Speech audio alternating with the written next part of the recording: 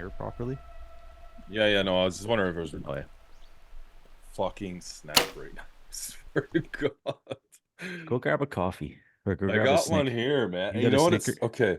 Go grab a You know Snickers what bar or started? something. You know what started the day off? I make a coffee this morning, and I didn't put the the filter. You know the thing that the filter goes in, that little Oh shit. attachment sits in the coffee pot. Yeah. I didn't put it in there properly, and then the lid didn't close. And then I go back 10 minutes later, and there's fucking coffee and grinds all over the counter table. Yeah. I've been there, done that. So, and then I Same. come down here and nothing fucking works. So, I'm going to assume you stayed calm, cool, and collective, cleaning up the coffee too. I just left. I said, fuck it. No, I cleaned it up. Wife would snap. She's Oh, I'm pretty sure nobody can sleep like my wife. I swear to God. But she's like, I wish I could get as much sleep as her, man. It's impressive. very nice. So, what's up, boys? Good morning. Morning. We're live. We're recording. So, yeah. So, how's the week? Fuck, the week flies by. It's insane. Oh yeah. Feels like we need more days in the week just to get some shit done. Yeah, it's nice now that the days are definitely getting a little longer, which makes Yeah. life a lot easier. Yeah, right now the morning shift is kind of showing its benefits for sure. Just getting off at 2:30 and having the extra daylight on top of that. You can definitely get more done than even a month ago. It's a big Yeah, that's a good difference. shift. Yeah. Definitely a good shift. I see you got your you're shooting your bow downstairs now. Yeah, I got stuff cleared out enough. And just today where I'm shooting against, I just gotta change of plans down here just for the finishing touches. So I gotta paint another 8 feet of wall, which is not a big deal. And then the other wallpaper that I did order for the backdrop, it's supposed to be here Tuesday, so it's getting there. It's Nice. almost there. Yeah. So How about we've you, been Derek? shooting. How's your week? Sorry to cut you off there, Pete. Oh, that's all good.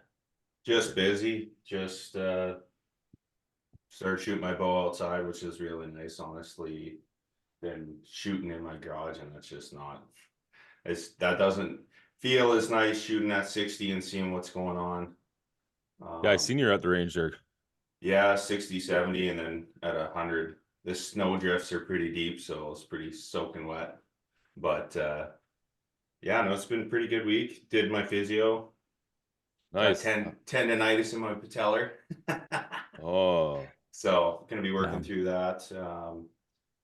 It's not debilitating or anything by any means, but it's good to work on that stuff in the off season. So definitely Yeah. got a couple of things to work on for weights and just range of motion routine stuff, and then neck strain stuff. I told them what I was doing, how much frequency I want to be shooting with my bows, so they gave me some stuff to work on with that too. nice. So pretty good, pretty productive. Yeah, this is the time to do it. Yeah, exactly. Yeah, did I tell you guys I started working with a running coach? Yeah. Oh yeah. You did. I did. I- Okay. I I was a won't little get into it again, disappointed.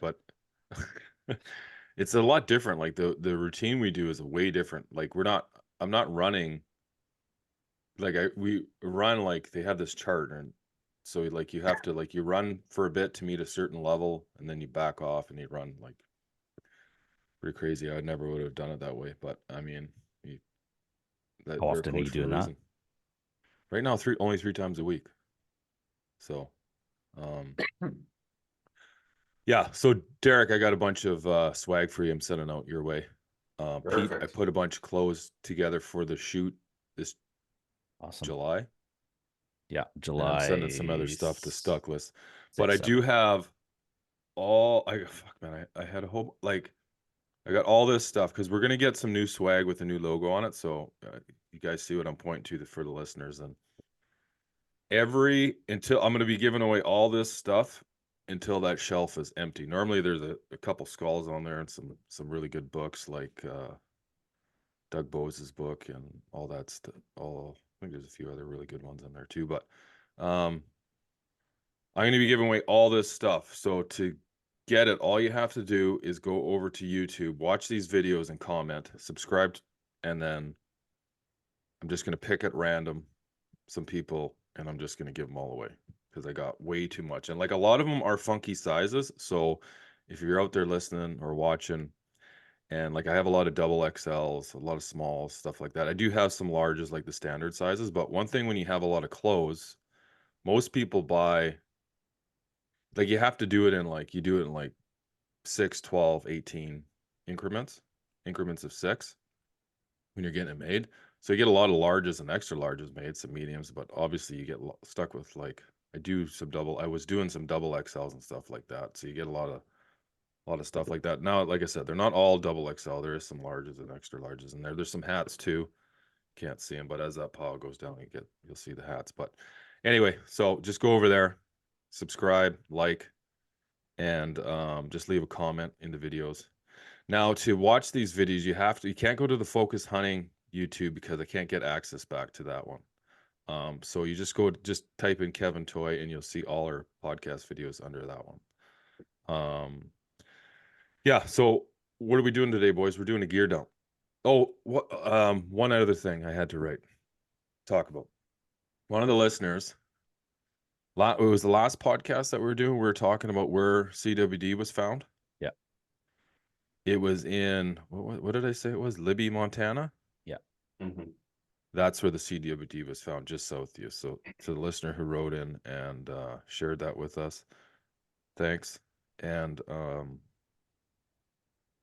yeah, what else were we talking about in our little group chat there? Did you guys see those pictures of that hog that guy sent me? Oh That man, Hog that attack? was brutal. yeah, Insane, that eh? makes you want to have a bigger gun, not a bow. I don't know what he was hunting him with, but holy shit, did he get torn up? Yeah, I'll throw those up so you have to watch it to see what we're talking about. But I'll throw these pictures up in this conversation right now so the guys listening or watching can see it. But Jesus, Almost That makes was you want to insane. drag a cannon around with you in the backcountry.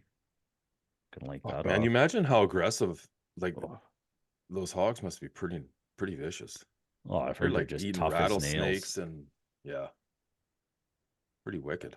There's something Do you else. guys have you guys had a lot of those your way, Derek, that you know of? I'm on the Facebook group for Feral Hog Watcher. Yeah. But I haven't seen any out in the backcountry really. Maybe farther north, that's where they kind of been concentrated, but I haven't seen any out in the wild. Farther So, north. Like how far north are we talking? Crazy. like when we get into the foothills area, that's where a lot of the reports have been. There's been some in southern, but I don't know how real that is. Looks like a little bit of like escapees and stuff like that, but Yeah. it's not the actual high concentration coming out of it. I think it's coming from Saskatchewan across. So yeah, it's spotty too. A lot of guys are going after them, so hopefully it stays like that. I wonder if it has something to do with the climate up here, why they're not like, because down in the States, they can't kill them as fast as they're breeding. Yeah. So I wonder if it has something to do with just the temperature, if it's more conducive to them down there and they just like it more down there. I mean, Yeah. And I don't it could too be just like, it's not a linear thing. It could just be it gets to a certain population and steeply increases like in the States, right? Oh, yeah. Once they get established and then there's more than one population and then they start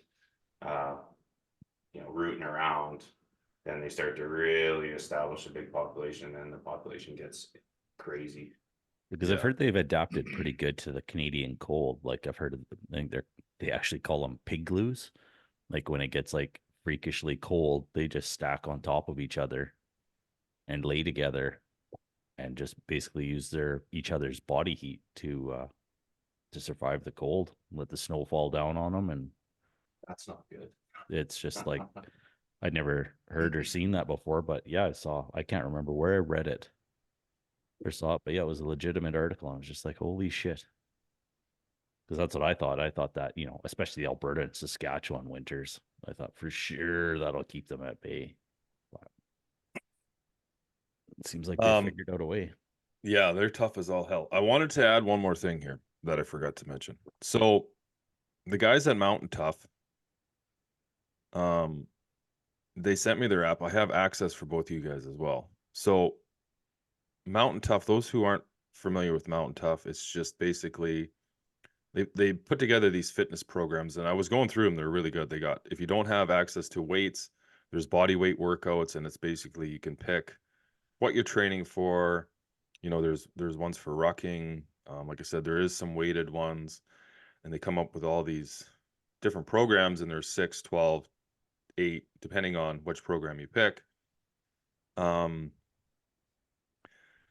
they're really good. The guys looking, you know, if they need help getting in shape and they're not sure what to do. I do have access. You guys get 30% off for the people listening. So I'll put those in the show notes. So all you have to do is go over, download their app, click on the link that I provided down below to our listeners, and you're going to get 30% off on their app. Awesome. Pretty cool. Wicked. Yeah, it's really good. I did one of their workouts before. My workout routine's pretty tight right now, so I did it after I did my regular workout. But yeah, it's really good. I did one of the body weight workouts, That's which I like those ones too, because they really work on like flexibility and stuff. Like it's incorporated obviously with the workout, just because the nature of it. So you're doing more, you know, the exercises you are doing, and they're more flexible, like working on flexibility and stuff like that, which is nice. Because as you Yeah, get and a lot older, of like that is, Pete, get stiff. yeah, a lot of that's really important, especially if you're gonna do like one-legged, like stalks, like where you really have to be on one leg and you're creeping around. I found Yeah. that anything that is body weight, stability, and sorry to say almost like a yoga thing, but just to get that flexibility so you have full range of motion. So if you're like half bent your knee, this isn't the first time you're doing it, and then you're falling over or something and then blowing your stalk, right? Yeah, for sure. No, it definitely helps. And then if you're in areas that are steep and, you know, you're climbing over trees and you slip, you know, if you're flexible, you're not going to tear anything. You're going to be able to have that movement, make that adjustment. If you're really stiff, that's when you start tearing Yeah. shit. And that it's nasty getting out of the backcountry. nice having that variety too of something totally different. Well, not necessarily totally different, but different from your normal workout program. Because Yeah, it's cool talked a too. If lot. you want to just go in there and just just try something new. Yeah. Yeah, they Keeps got things lots of fresh. stuff. Yeah, it does. They've got lots of cool stuff in there, and I haven't gone through it all because I was just talking to them the end of the week here. So we'll get into more of that. Anyway, we're gonna do a gear review. So who wants to go first? You want me to go first? Actually, I see I got 2 white shooters now to deal with. Fuck me. Derek, you know Yeah. what? I think you should also come to the Bighorn 3D shoot and put the pressure on Kevin. Hoyt versus Kevin. Yeah. Watch him crumble under the pressure just like last year. I'm just gonna keep my bow away from you. That's all I'm Yeah. gonna do. Every year it's Yeah. something. But you gotta watch Pete. He's crap. This year I'm gonna go a day early, so Pete ain't gonna have the upper edge. He ain't gonna be able to do those extra rounds and I'll be be there 2 familiar with days him. early. Yeah, you guys will probably have it set up a month early. You're gonna be putting the pressure on the boys. No, we gotta get it set up. Gotta get my rounds in. Okay, gear dump. So we're gonna do this gear dump. Now we're not gonna get into everything we used. Just because like throughout the year, depending on the hunt and the place I'm going, I use a lot of different stuff. Or like if you're doing a backpack hunt, you can use, you know, depending on where you're going, you're gonna be using different tents, stuff like that. I didn't do any backpack hunts this year. That I was, you know, backpack hunts that I was sleeping out of a tent. So we're just gonna leave that out of it. I think we'll just keep it pretty like generic of what we typically keep in our backpack. So yeah, so maybe I'll start off. So like this year again, I was running the Mystery Ranch pack of good pack. The only thing I don't like about Mystery Ranch is the really small straps on their packs. So unfortunately, they don't have a way to change them out. That's the only thing that I find bugs me a little bit with those packs. Like, are Is you talking length, or are you talking like how wide the straps actually are? how wide they are themselves. I lost video here. What's going on? Sorry, guys. Why that? Okay. Oh, that's not what I want. Too close. Oh, it was way better before. Oh, that's better. Oh, there we Oh, go. I see. That's good. Hold on. That's Hold good. on. Oh yeah, we're good. Let's go with that. Roll with that. Roll with that? Yeah. Okay, hold on a sec. Keep shutting off. No, I don't want to. Holy fuck. Uh-oh. Okay, guys are listening. Sorry. If the listeners hear a big crash and shit going down, Kevin's clearing off his desk again. I've already done it once. Okay, it's good now. Fuck me. So anyway, what the hell was I talking about? Oh, my backpack straps. Yeah, anyway, that's the only thing I don't like about the Mystery Ranch packs. But I do like the fact that they're light, they're semi-waterproof. You don't have to put a cover on them. But I'm not going to get into that. So typically what I carry in my backpack, obviously, that everybody should be carrying is a first aid pack kit, some sort of, it's got something to stop any bleeding. Mine is pretty elaborate. It's got some thread stitching, some tape, some ibuprofen. It's got a UV pen for sterilizing water. It's got some UV pills for sterilizing water. It has some, things like Vaseline, non-scented Vaseline, extra batteries. What else do I got in that? Just, things that you'd think you need in the backcountry that there's just, but not too much of it. I'm not going to get into what's exactly in there just because this would take forever for all three of us to go through. So I have that. I have some Hoodoo game bags, awesome game bags. You could reuse them. Head over to hoodoo.com. As you can see, I'll put a link in the description too for that. I always carry some gloves in my pack. I don't really like gloves, but I do carry them just in case. I use the Sitka gloves.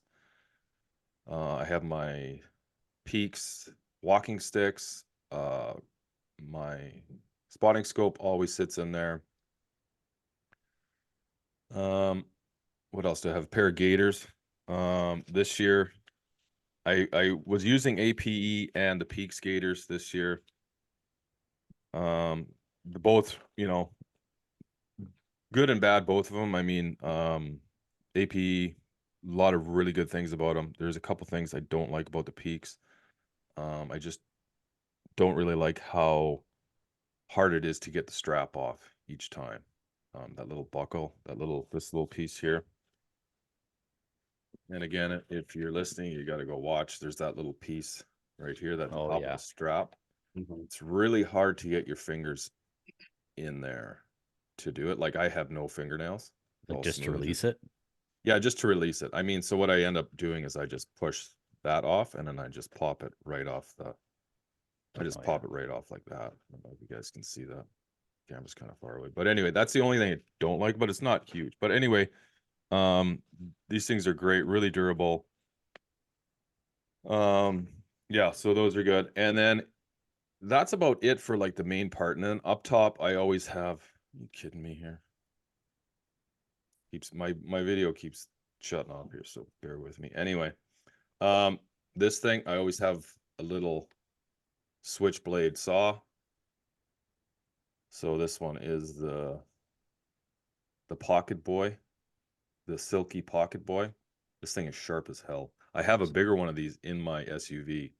Like I don't even carry a chainsaw anymore. This thing is just I was deadly. gonna ask, is that just for wood or can you get through bone with that? You can get through anything with that. Okay. I'm just gonna leave that on there because I don't know what's going on with my video. Yeah, so a little saw like this is great to have. This I have a few lighters. I have fire starter. Actually, the fire starter is in my first aid kit, so it's always dry. Little lighter. You guys can see that. You fucking kidding me here. Okay, I'm just gonna switch the video over here. I'm just gonna go to this. Because it always wants to switch back. Yeah, okay. So these That's things, your UV one, right? yeah, this thing you just charge this in and recharge it. This thing is awesome. That's sweet. Yeah, waterproof. You could soak this in water. It doesn't get wet, obviously. My new favorite things ever, the boot dryers. Unreal. Small. So, like I was talking in our group chat there, so what I did was I took a pair of my old work boots, got a bucket of water, dumped one in the bucket of water, completely submerged it, put it in the sink. Did the same to the other one. Put these things in there. This was at 4 o'clock when I did it. Went to put the kids down for bed, 8 o'clock. The boots were dry to the touch. Now, if you would have put your foot in there, it still would have got wet because underneath it was wet, but like still for 4 hours, pretty amazing. Especially soaking it right in a bucket of water. Yeah, for sure, man. Another great thing I always keep in my bag just because it's small, is this thing here. I don't use this. I didn't use this at all this year, but it comes in handy in a lot of times if you're trying to start a fire or to inflate your cot. It's got a light on it too. It's just a little mini blower. Oh yeah. So this thing works awesome. Batteries might be dead, but you can see it's got a really bright light, which is nice. You can hang it too from your tent like this. Yeah, I got this thing on Amazon. This thing was like $40. This thing is money, and it's got like that's bright. It's really bright. It's crazy bright. And then you can hear it. It's a little.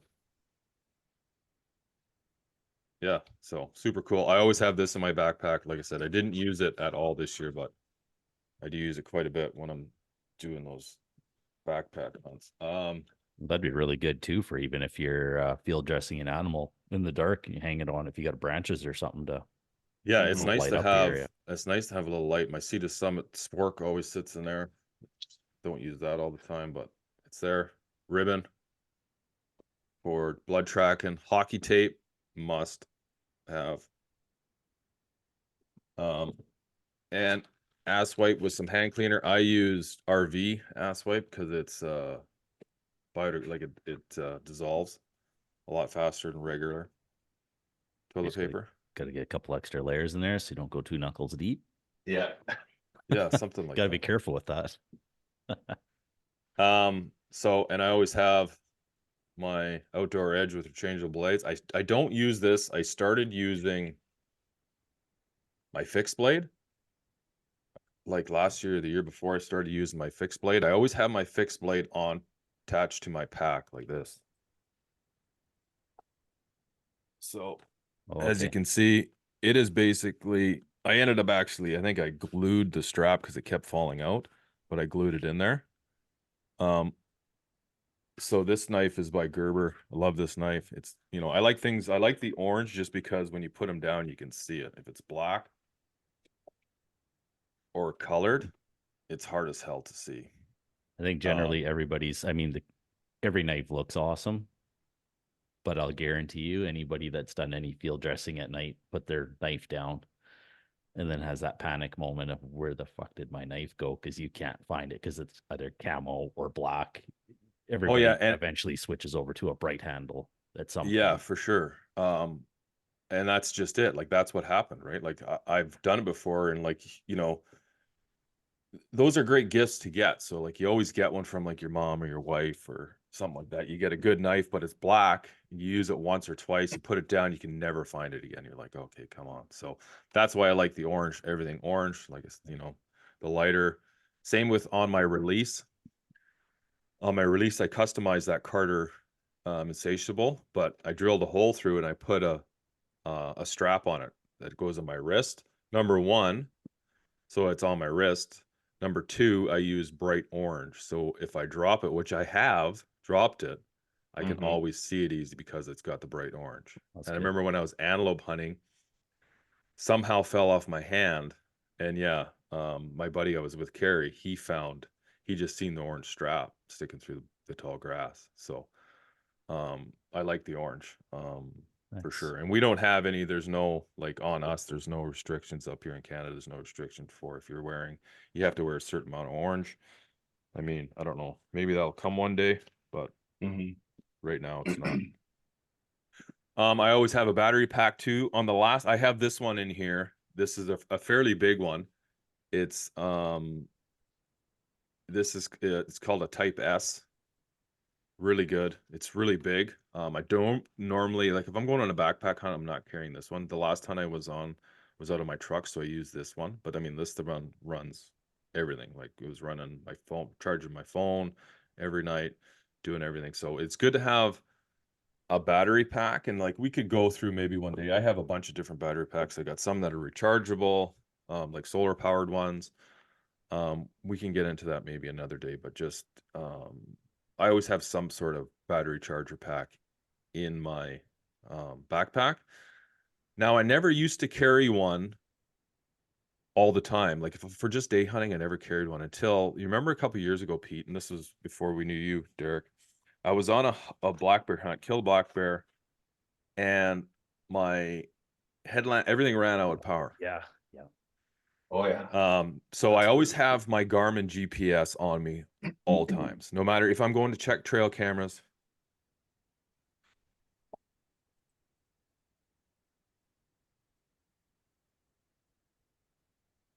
Sorry, I should have took it out. Anyway, I always carry this on me no matter what I'm doing. If I'm going to check trail cameras, I'll clip it on. I'm just going out for the day, I'll clip it on just because, man, you never know. You fall down, break a leg, lose the keys to your truck, anything like that, right? Like I know buddies who have done that, who've been out and they lost the keys to the truck and they had to walk all the way back to get cell service, hours and hours and hours. And then it's just nice to have one of those. So A I always buddy of carry that. mine, last year, he was real early getting into his elk hunting spot. I was actually supposed to go call elk with him. Text him, hey man, what's going on? I haven't heard from you from a bit, for a bit. And I guess he rolled a squat and it landed on his leg and broke his femur. And Oh he my didn't, God. and he didn't have a Garmin or anything. So ever since then, it's been a 100%. Every single time you go out, you have to have some way of calling for help, because he said it was 10 hours of absolute hell until another hunter found him.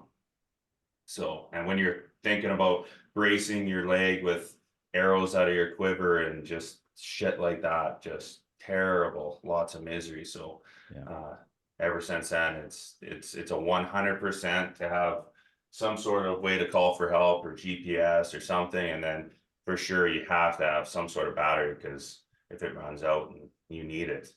Yeah, And on exactly. top of that too, don't think by keeping it in your backpack, in the back of your backpack, that's a great place for it. Because if your backpack's on, you're Yeah. laying on your back, you can't move, you can't get to it. Or if it Yeah. flings off, let's say you're on your quad or whatever, and your backpack's 40 feet away now, Yeah. it's not going to do you any good because you got to get to it. You might be pinned.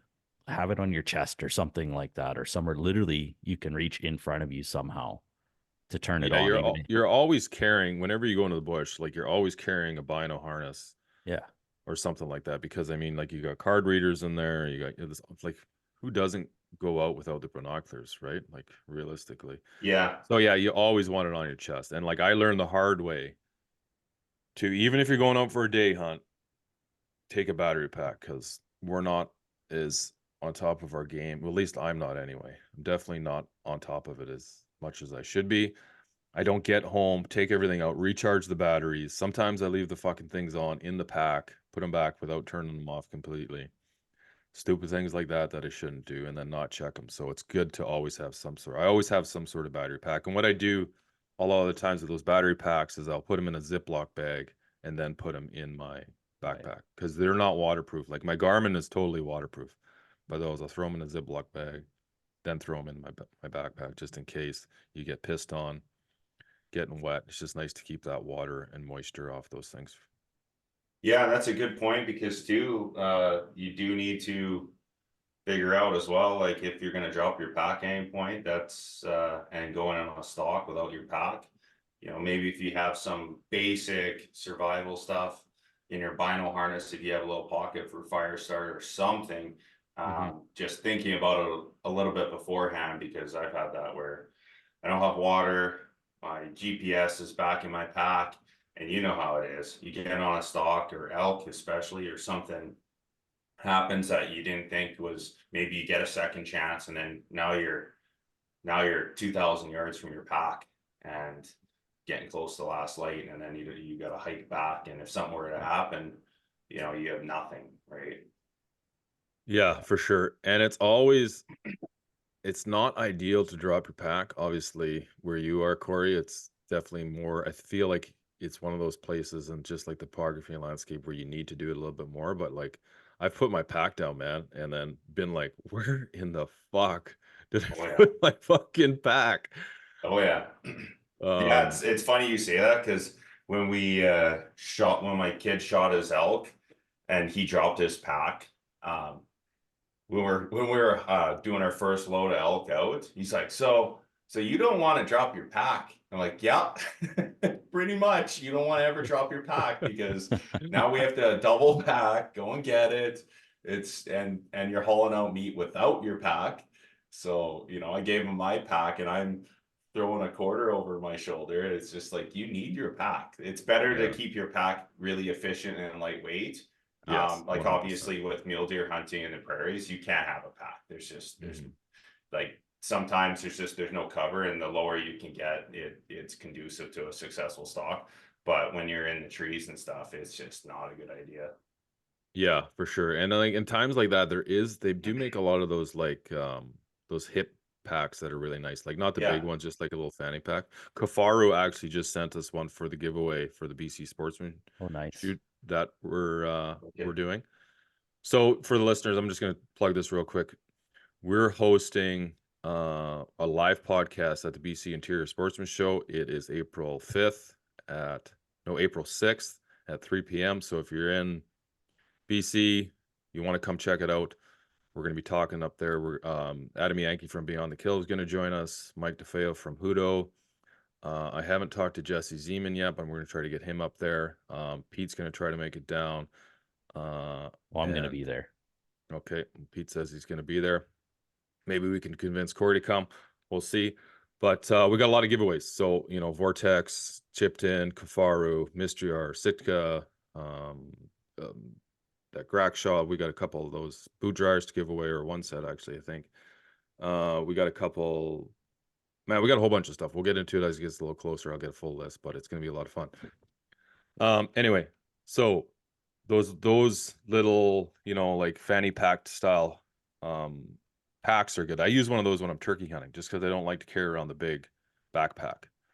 I just have, all my calls and stuff in the side pouch for the kids and stuff, and whatever they need, bottle of water, something like that. So, really good to have. Yes, try not to drop your pack if you can, and that's a good point, Corey. Don't put a bunch of stuff in there you don't need. Now, obviously, this is a trial and error process. You have to. It's going to take you a lot of time to figure out exactly what you need and for the type of hunts you're doing. But I guess it's one of those things, right? It's better to have it and not need it than need it and not have it. So, but Yeah, definitely, there's a catchphrase for that, and you're packing your fears.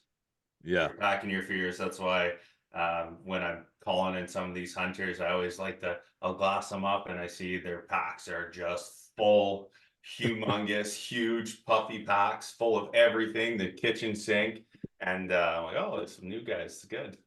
yeah, But it's just you're packing your fears, right? If you're worried about something, you're definitely gonna pack probably a little bit extra gear, but yeah. And as you get more trial and comfortable, errors. that Yeah, will change exactly. too. Yeah. That stuff usually stays in my truck if I can. And it's like it's still accessible, but yeah, Yeah. it's not on my Yeah, for legs and my sure. back. A lot of those, yeah, exactly. A lot of the things too, and like if you're at camp, hunting out of your truck, you can keep a lot of that stuff that you think you might need in your truck. Just keep the stuff that you need for immediate use in your backpack. Like your first aid kit, your Garmin GPS, whatever you're using. A knife, some game bags if you get an animal down, basically stuff like that you need to. If you get an animal down, you can deal with it, get it out before it gets too hot if you're hunting in the hotter months, so you don't have any meat loss. And then also number one is to make sure that you can get out safely. And then I ran this FHF. Is it FHF? What the fuck this is? Yeah, FHF gear, bino harness. Most of the year, this year I used this. I was running Swaros, the NL Piers, love those. In my little pack, I always have an elk call, always, even if it's not elk season. I have a little multi-tool.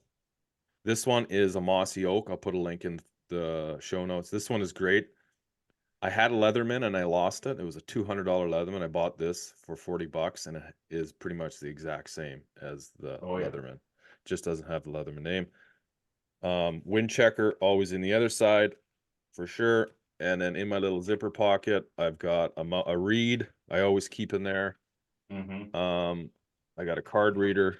I like to check my cards at the game camera. Some people like to take them out and check them at home. I don't. This is a little tool that attaches to that mossy oak. Now, I've switched this out and put all the bits that fit the stuff that I'm using. So like my bow, it's got the Torx head and I need, it's got the Allen key I need, it's got a flat head. Everything I need to work on my bow or anything else I'm carrying is in this. I keep that in there. What else I got in here? I think I got a couple cards. Don't need to see those. And a reed, and I use that pretty much all the time. I like to have an extra reed and a call in there, even if I'm not. I've used this call. I've used this elk call. I don't even know who makes this freaking thing. This green, I'll show you. I can't remember. I'm freaking terrible today. Oh, right here. This is the Cowgirl call by Primos. Okay. I've used this thing a lot. And now I use this. I can mimic fawn distress calls in this thing, doe calls, and I also like this when you're predator hunting. If you see a coyote, wolf, or something, you can just make some whiny noises on this thing. So I love that. I always have that call on me at all times, 100%. This FHF pack was pretty good. The only thing I didn't like, now they might have different sizes, I don't know, but the straps on this one, they weren't very adjustable. You can see they're maxed out here. Oh, okay. So I didn't like it because it sat too low on my chest. Do you know what I'm saying? Pulling down on your Yeah. neck and giving you a sore Yeah, neck I and like stuff. it. I just like my bino harness a little higher in my chest. Now everybody's different, and that's the thing about these bino packs. And Pete and I, Pete, we've talked about this lots. Yeah. You can't always get, like, unfortunately, some things on one brand are going to be you're going to like and you're not going to like, and then like one thing on another brand you're going to really like and not like. So it's just one of those things. And like on fucking bino harnesses, man, I don't know how many bino harnesses I've gone through, but it's been a lot. But next year I don't think I'm going to run this one. I think I'm going to try something else. And I really do, like in the early season, I really like just having my binos on a strap on my neck and then having my rangefinder. I don't use a pocket for my rangefinder. I always have my rangefinder in my pocket, in my pant pocket or my jacket pocket or my hoodie pocket. So that pretty much wraps up like what's in my everyday pack. Like I said, you could get into a lot of things, but we're just not going to because there's 3 of us. And, you know, there is a lot of like, if you want to get into like the great detailed gear dumps, go over and see Jay Nickel at Mindful Hunter. He's probably the best in the business at doing gear dumps and getting into gear technical stuff. Yeah, I can't think of anything else that I used other than like, you know, this year I was using that Under Armour gear. It was good, really light. Had no complaints with any of that. I used a rain jacket when I was on the coast. It worked really well for how much it was raining. AKU used their boots. These ones here.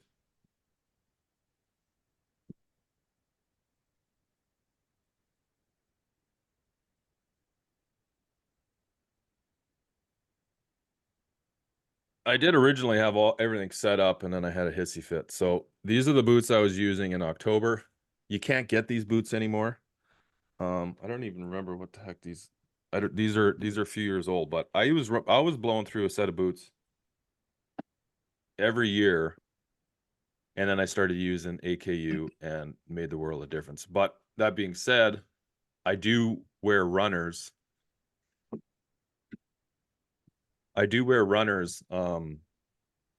For most of the season now because I'm bow hunting. So I use the AKU runners that they have. And I'll put links up to what I use in the show notes. And then also what we're going to do is we're going to add, I haven't even told you guys about this. What I want to do is I want to add on the webpage a complete gear list of everything we use, just so guys can go and they can click on the gear list and then they can go down and see what we're running, because we all hunt in different areas you know, flat. Pete's really rugged and steep where he is. You know, I'm kind of a mix between Derek and Pete. So for the listeners and people who want to see, they can go over to the webpage soon, check out what we're using and where we got it from, all that stuff. So I'll do that all up. Yeah, that's about it. Like I said, the only thing I think I'm going to change this year is the bino harness. Everything else for the most part will keep the same. You know, I am going to change up my optics this year, but we can get into that later. Don't really need to get in that right now. Yeah.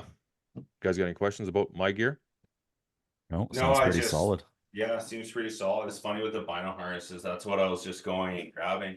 You know, I've been running this Kuiu now for 2 years, and just stuff like this, like you look like it's all Mhm. loose. Oh, it's Yeah. My stretched wind out. checker is now falling out, so maybe having a drawstring, and that's on both sides. Hey, like you get to a certain point in its lifespan, and that I don't like that because the reeds and stuff are falling out. Calls. I lost a nice Phelps call this past year because of that, and then having the draw on the top, it's nice, but you got to watch your eye cups. I had an eye cup actually crack because if it's on the top and then you slam down on it, or like you go right into a prone or crawling, or you have to get out of dodge quick because an animal's spotting you, this top slammed my eyepiece and I actually ended up cracking my Oh eyepiece. shit.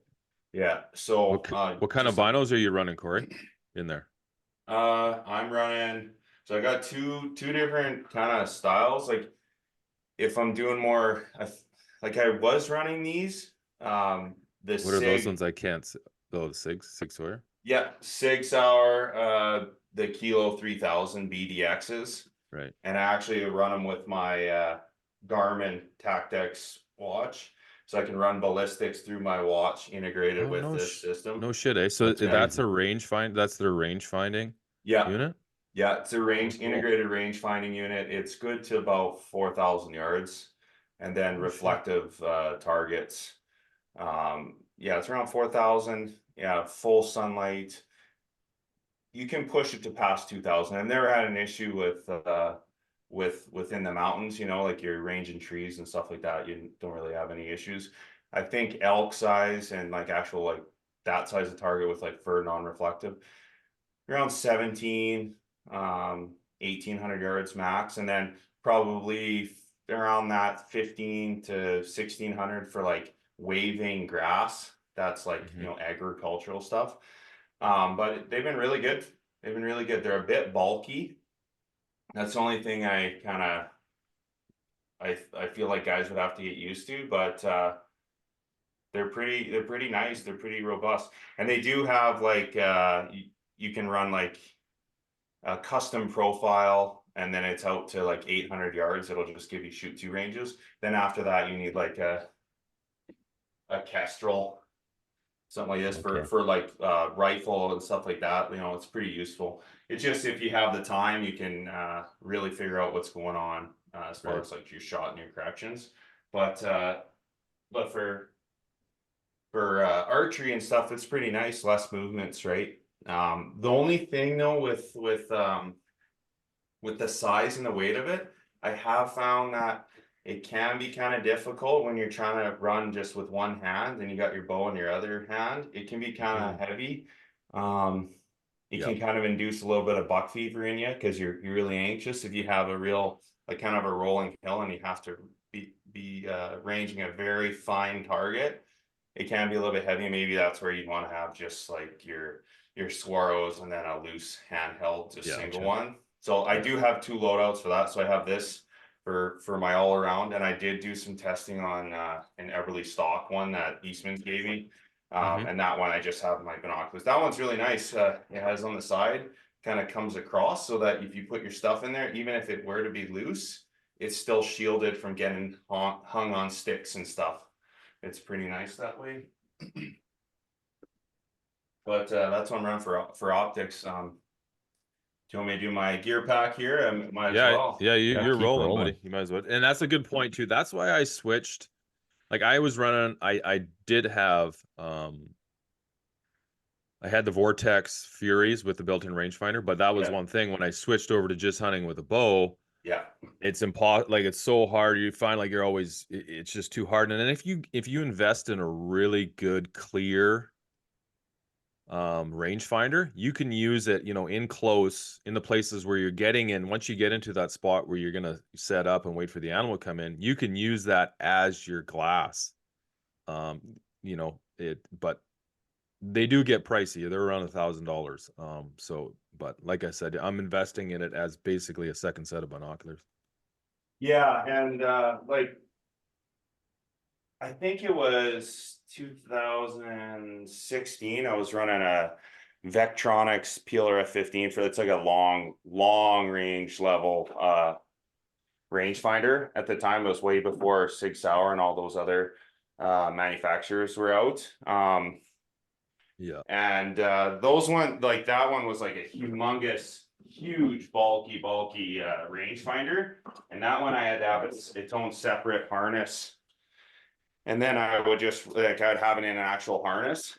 And then I would run like you said, like an exposed, like I had HD razors. And I'd like pull them down and tuck them under. So that would be like drawstring, and then you can just range. Yeah. But that one, like that's when rangefinders were absolutely huge, eh? So just something to kind of consider. You know, you might have to configure it however whatever your needs are for your hunt, but that's what I'm I running switched for. you to full screen here because you're obviously a lot more organized than I am. So everybody here, we'll get it full screen. And I will say that I have three types of setups. Just you know, I got an early season in archery. It's obviously it's lightweight, skim down temperature, and then a late season kind of loadout, which does have, you know, a setup for archery or like an earlier season rifle. Yeah. And then an extreme weather setup, and because you know you don't want to be stopped hunting because it's -25 or -20 or -30. But when you do that, you do have some pretty extreme needs as far as protection. So just talking about so obviously depending on the hunt, like you had said earlier, will depend on that. Like say if I'm doing overnights, you know, we're not getting into shelters, but you know, like a two person MSR is a good or a Seek Outside 4 season. If there's any even remote chance of snow, I'm going with 4 season. Probably carbon fiber isn't going to work. You might need to have aluminum. I know it's an added weight, but just with snow potentially landing on you, that's going to probably potentially collapse your shelter, eh? So and then, you know, just some lightweight stuff I've used in the past, you know, a Nemo mattress, and then you know, a Seek Outside, so like a DST tarp, the TP, but you need a trekking pole, so you know that's something to consider too. And then potentially like the Twilight or Red Cliff for like a TP open shelter. The only thing though is if there is even the remote chance of ticks, I would just go with the MSR, just because it does have some protection versus those other ones are open floor, but they are super lightweight. I went on a bear hunt in this one spring, and I don't know what the fuck I was thinking. Like I have you know, I've got both TP and, you know, floorless and floored tents. For this hunt, for some reason, I just brought a shelter and I just basically hung a shelter up over and I was sleeping on the ground. Holy fuck, was there a lot of ticks. Like I wake up in the morning and like after I'm like, what the fuck was I thinking? I'm going in like the perfect time for ticks. Yeah. And I'm sleeping on the ground here. So yeah, that's one really good point is, you know, everyone wants to be super lightweight, and there is some even lighter stuff. Like I was discussing with one of my friends, you know, he you know, bivy tarp, but that's the thing, you're compromising protection against the elements, protection against bugs, and cold, right? So you know, bivy sack hunting is not something that's for everybody, so just you might want to test that out before you got all your gear with you and then you got water. Because that's one thing, like, oh yeah, everyone packs it on. Oh, it's pretty good. It's not too bad. But then you have a hotter hunt and you need a lot more water, and then you double down on your water. And then before you know it, you're way over your weight limit, right? So just some consideration. So I won't pull anything out, but just something to consider. And then just like you, titanium deep spoon fork thing kind of thing. Some way to have, we're using all these Peaks meals and stuff like that. Some real lightweight option. And then I'm running the wind burner tube, the 1 liter. Just with how it's like extreme the wind is, it's pretty important that you have, like, jet boil is pretty good too. Yeah, that's an MSR, right? Yeah, MSR. Pretty awesome. I've never had it go out on me. I've never had any issues with it. The little starter that comes with it doesn't work, so some sort of light or something. Yeah, but yeah, and that's a good spot too. Mine is the same. It's the same setup as yours. I keep everything together like that, and I do keep a little lighter in there as well. Just because, yeah, those starters, they never freaking work on those things. Yeah, and then too, again, just test it out, right? Because then you know how many fuel cells you need, how much fuel you're going to be going through. Having a hot meal does kind of help with especially if you're getting into cold weather stuff. But again, there's more weight, right? So something to consider. Or And even then, a warm drink too is nice. Like a lot of times you get into those like long days, like long mornings of glassing. It's a little colder than you think, man. It's nice to have like a warm tea or a warm coffee. Yeah, exactly, right. And it's obviously it's dependent on how much weight you're willing to carry. I've been doing a lot more in and outs, day hunts, just because I don't like to fully commit to an area, especially with elk. If I hike a big, like, I just increase my fitness to deal with that. So if I hike a big section, if I don't find elk, I'm confident that with my calling and where I'm at with my glassing, that if I cover an area, I'm not going back there. Yeah. At least for a week. So Yeah. I have different spots I'll hit. So if you're going to commit to an area and go steep and deep, that's something you want to consider and probably try out in the preseason. And then obviously we already talked about my bino harness. It's a good harness. There's something that too for like rifle guys. So I put in here, and this is a tempi sensor. And this is something that for long range shooters. So this sensor communicates with my watch, which communicates with my rangefinder all in unison. And so it provides a atmospheric adjusted shot. So it actually is on the outside of my vinyl harness, just something to consider too. Some of the refresh rates with this, it's not for snap shooting. It's like really fast. You do have to make sure that everything has got your connectivity before you head out in the morning. And then you want to probably turn it off because it's a battery drainer. But if you're taking the longer shot, or you want the absolute best shot equation, and it does have a range card and AB ballistics on here too. So you can actually go into, like, I'll show you here. You can go into a range card where, I don't know if you can see that, it can show you all your different, and it's that's sweet, specific to your profile for your rifle. What Garmin is that? That's the Tactics X Solar with applied ballistics. Nice.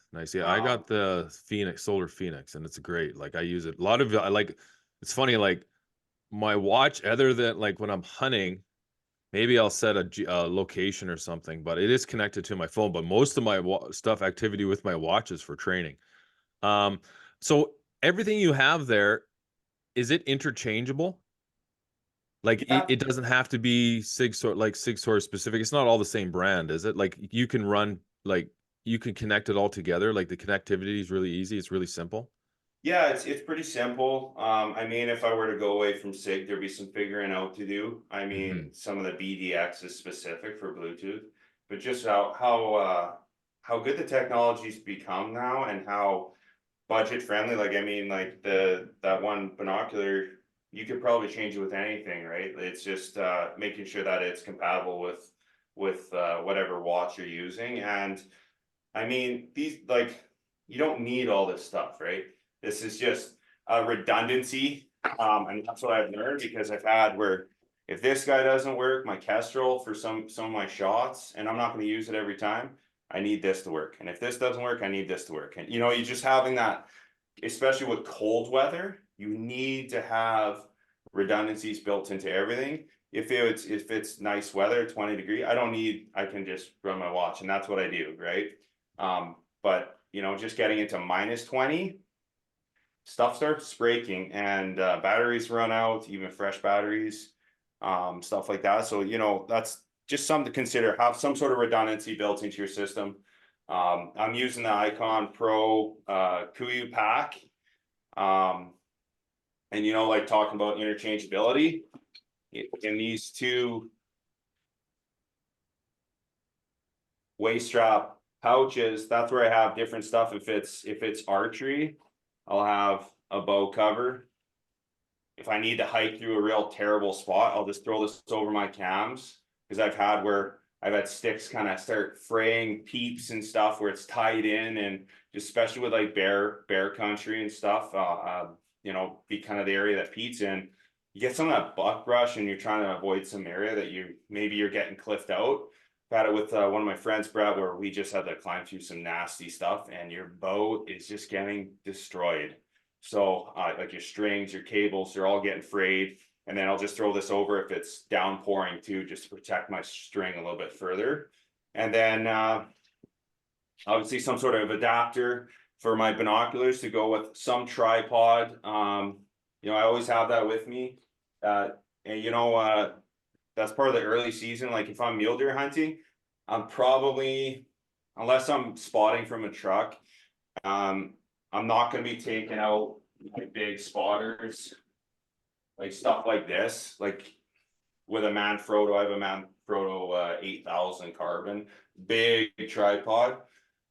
You know, maybe if you have two people, you could split it between two different guys, but unless you're really concerned about covering some serious range with glass, and I'm like, you can't see far enough in some of those areas, I would just stick to something with your binoculars. Maybe and my other setup is a Leopold gold ring, a small condensed one, because I find after 30 power, it's diminishing returns for some of the hunts that I'm on. And you know, this is just what works for me. Might not work for you, but that's the point, right? You gotta try stuff to figure out what works for you. And then just in this pouch, you know, and if I'm gonna go on a stalk, I got my InReach Mini here. And then that's all integrated into apps on my phone. And then I'll always have this, and I'll just clip it on. If I'm going to dump my pack, I'll just clip this onto my bino harness, and away we go. And then mouth reeds and chapstick, stuff like that. Another wind checker that's accessible. I always have one full one on my harness and then one ready to go in my pack. So if I'm elk hunting, I'm having a really obsess about what's going on with wind, I always have one accessible. And then I always have a puffy coat. Sorry there, guys. Doesn't matter if it's an early season or not, I'll always have something that resembles, and if you're just new to hunting or you don't have like a full kit, don't worry about that. You know, it doesn't need to be a brand name puffy coat that's, you know, First Light or Under Armour, Sitka or Kuiu. You know, with some of my buddies, I just tell them, go to like Atmosphere or somewhere at the end of the season, like in the middle of summer, and go to that clearance rack and you're gonna find something. I found a really nice, like really nice Columbia, you know, for under $100, and it was 400. And Well, those extreme, like those guys that use those are just as good, or a lot of them are even better than the stuff you get that's camo. It's just not camo. Like it's just, you can find a black one or a gray one or a green one, and they're actually better. Like some of that stuff that they have for mountaineering and stuff is actually a lot better than they built for hunting. It's just not in a camo pattern. And I think what everybody has to remember too is this has taken every one of us years and years and years of accumulating. Like it's not like our very first puffy jacket or, you know, binos or whatever. We're the top of the line. You know, you get the best of what you can right now. You do your research and you use it for as many years as you can. And then you upgrade slowly. Like, nope, the average person can't just go and buy the top of the line stuff all the time. You've got to figure out what works for you, what you need. Yeah. Talk to your buddies about why they have what they have and see if it's for you. And then you know, over the years, you buy quality you buy the best quality you can, and then over the years you upgrade it, and eventually you don't have to upgrade it because that shit's going to last you a long ass time. Yeah, that's a great point, Pete. It's funny that you say that, because that's exactly what I tell people is you gotta get the basics to get out there. Mhm. Probably wouldn't go with like the top of the line that someone else is using. I would probably just get what you need, get out there, invest in getting experience, invest on figuring out what your strengths are. Because I call primarily for elk. Well, some guys, they spot and stock more for elk primarily. So like just those little nuances, you're gonna find that some piece of gear really is crucial that some of us will be like, yeah, I would never pack that, right? So you don't want to waste a bunch of money. You want to invest in the hunt primarily at the start, and then you can start building gear around your strengths and your kind of like your hunt style. Like maybe I got to be really mobile. Maybe I'm not a backcountry guy. Maybe I am, right? So that's going to kind of dictate the way that you navigate the gear spectrum. And two, just making sure that you're investing in good gear that's going to last you for the conditions that you're in. And then once you figure that out, figuring out how you can integrate them all together and keeping track of what's working, what's not, so that we're not gadget. Because it's funny, you'll see a spectrum. You'll see the guys that they get her done in jeans and flannel, and they don't think any of this is necessary. And then you got the really technical guys, but they're almost gadget crazy. It's all about the gadget. The gadget's going to make me a better hunter. Well, that's not true either. You have to be kind of in the middle. You need to have good gear that keeps you comfortable and out in the field as long as possible, so that you're getting that little edge to be successful, and then not getting, especially with cold weather gear, you definitely need a certain level of kit. But yeah, that's a great point. And that's what all this is, right? Just you need some level of protection. Doesn't need to be anything crazy. I've had that coat for a long time. It's really good stuff. Kuiu, Sitka. Guys, like, stuff is really good now. It's hard to nitpick. There might be some minor fit stuff. That's what I would say. Is just get out there and figure out what, if you want to stick with Kuiu, Sitka, First Light, or Under Armour, figure out what fits you right, what's ergonomically fitting you right. I feel like that's why a lot of gear fails, is if it's not quite fitting you right, and you're crawling around, you're ripping the armpits. If you're a bigger guy, just make sure that you spend that time to figure out if your kit is going to fit you right. And then just moving on, I always have, and obviously if it's super dry and I'm hunting mule deer, like this is all going to be skimmed down, but some rain gear, and like I'm running the Yukon and then Kunach bottoms. I've never had any issues with any of this stuff. This is for more torrential downpour. It is noisier though, so that is something that you do have to consider. Any rain gear is going to kind of, you hear a little bit of rubbing. It is going to be noisier, so that's another thing that you have to be conscious of. If you're going to be running rain gear archery, it's going to be really tough.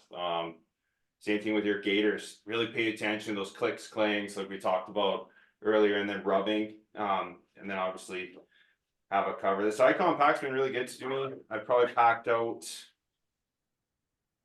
5 or 6 bull elk and one moose, bunch of mule deer with it, and it's never been any issues. The frame I think is at its limit at about 150 pounds, but again, just making sure that's comfortable for your body type. This might not work for you, right? You might want to use a Mystery Ranch or an EXO, just or a Sitka. You got to get them on. You got to feel them. Feel how a pack that's fitting you right. Like my friend Brett, we're packing really steep, and he didn't have a pack that was set up right. It was too tall, and it's just constantly pulling him back, and it was just blowing out his Achilles. And did a couple minor adjustments to fitment, and it's his favorite pack now. Before, he was ready to just throw it down the hill. So Yeah, that's a good point. Yeah, for sure. And then just a kill kit, obviously. And then bear spray if you're running some areas, if you're running a shotgun, you'd have to have a discharge permit for some of the areas in southern Alberta. So Really? if you want to, yeah. Holy shit. Kind of ridiculous, honestly, but that's just the way it is. So to be in compliance with that, or you're gonna run bear spray. So I kind of opt to run bear spray and just have my bow with me. But that's a personal choice. And then I'm just running the Benchmade saddle Skinner. And then my wife gave me a real fancy Damascus knife too that I run. Wicked knife. The only thing is though with these like fixed blades, and like it's good to have that option of like you said, the outdoor edge. We used that out on my last moose. We use those outdoor edges on all of them just because certain animals, they just eat up the blades, and you would want to have some sort of sharpening stone. That's a must. I ran out of knife on one of my bulls, and holy crap, I might as well have been trying to take the head off with a butter knife.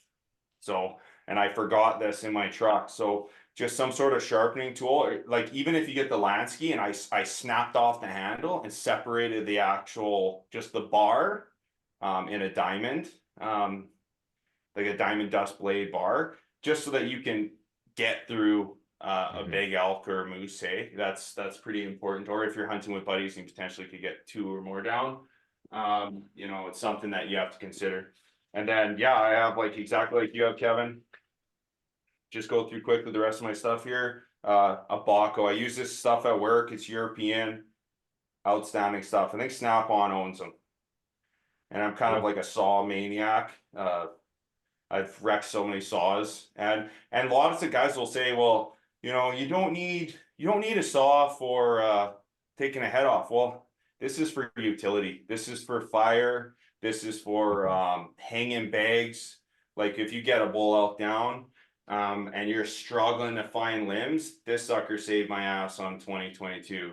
I climbed up in a tree a little bit, sawed off a limb, and then you can put some paracord around your game bags and get it hanging. Hey, in those hot weather conditions, that's an absolute must. It has to be in the shade, and it has to have air movement around those quarters, otherwise you'll lose meat. So, you know, that's what I use this for. Just saw it off and leave about that much left, and then just hook on ropes and stuff like that. And then two, I've had to use this for longer shots. You know, with rifle, if you need to clear out branches that you're afraid you're going to contact, or you need a shooting lane. Same thing with building a blind. If you're going to do ambush stalks with or blind sits, having something utility like this, it's lightweight.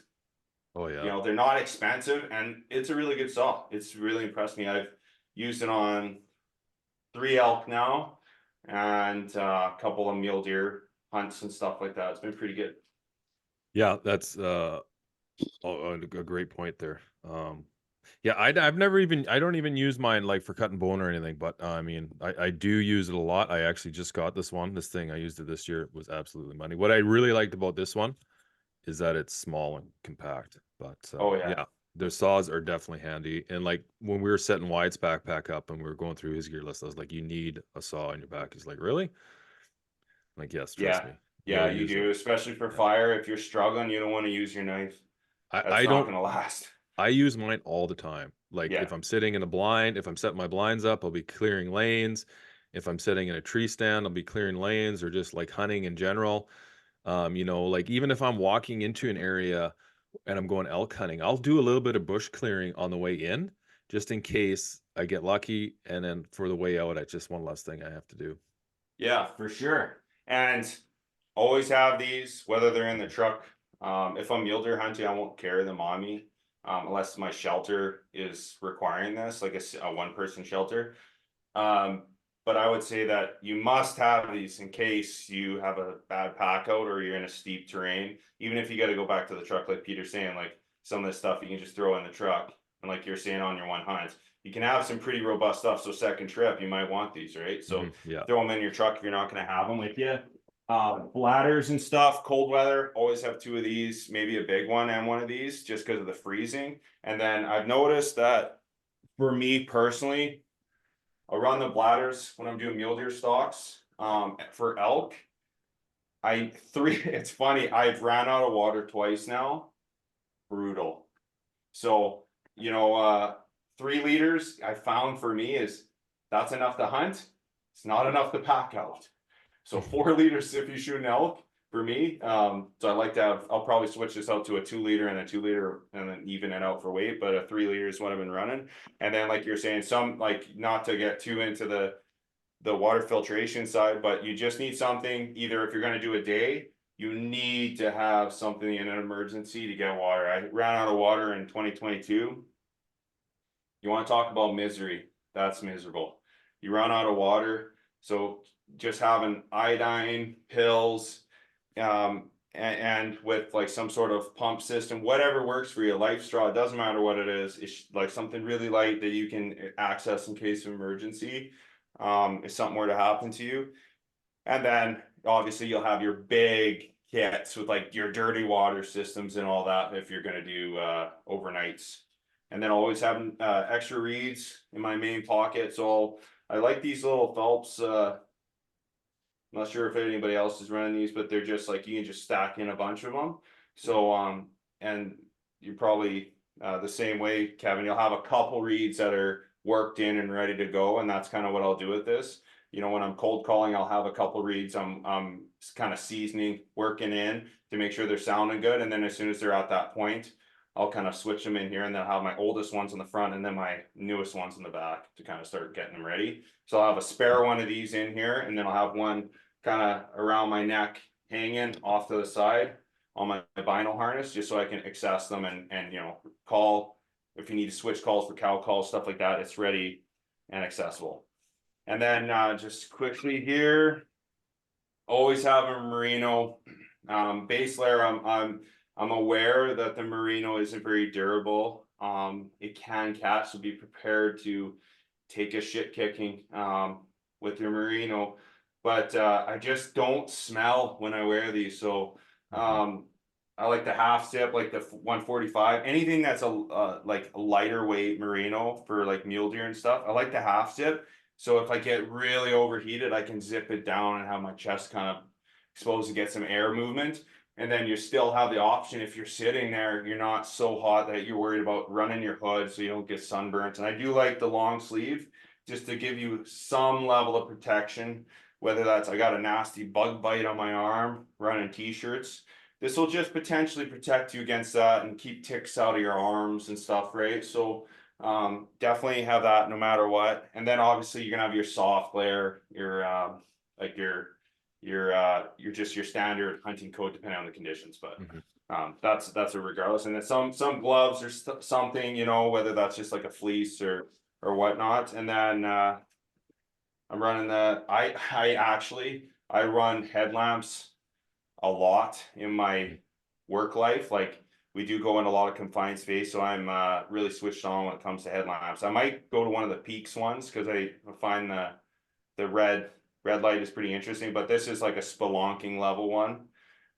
So it's very bright. It has a shut off that you can lock it out. So that's a feature that you'd want to look at. And then if you can, focus on what type of battery charging adapters you have and kind of uniform them all together across all your platforms. That way you can interchangeably use everything and charge stuff up. And extra cords and stuff like that. And that's pretty well it. You know, other than that, so this is like a standard kit. Like obviously there's some stuff that's going to change. Like if I'm running my bow, I got a release and a spare release of some sort with me, right? Yeah, And in a little bow kit. Yeah. Yeah, exactly. And then with the rifle stuff, I have a kestrel that goes in place of that, and then like a little ammo storage thing on the pouch. So you know, it's a lot of stuff. I'm a stuff guy. I'm not laughing at Information you. I'm laughing at Pete. I don't know what happened there. I just heard him shit. He had to run off. Yeah. So yeah, that's my loadout. Dude, that was awesome. Yeah, really well detailed. We should let you win first. So I'm gonna add a couple things that I totally forgot. Like I said, I had everything nice and displayed on my table, and then I had a complete hissy fit when I couldn't get my audio working. So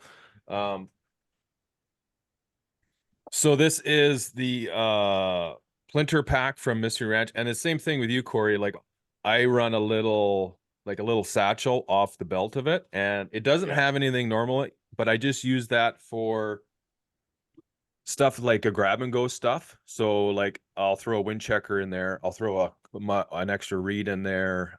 If it's getting close to dark and I'm, grabbing a drink of water, I'll throw my headlamp in there, which I'm running the Phoenix headlamp, and I don't love those. I really do like the Peaks ones that I was looking at those. The problem with the Phoenix is you hit the button and it's really easy to hit the button. So if you're moving around lots or you bump it in your pack or in your pocket, you turn the headlight on and it's off. So that's why I really like that Peaks one that has the double button. Oh yeah. And some utility and rope too. Paracord, I always have that, and a sharpener. So for me, I use the Scotty sharpener, just a regular old. You'll see if anybody's ever been on a commercial fishing boat, they'll see one on those. See one of those on there. They're absolutely deadly.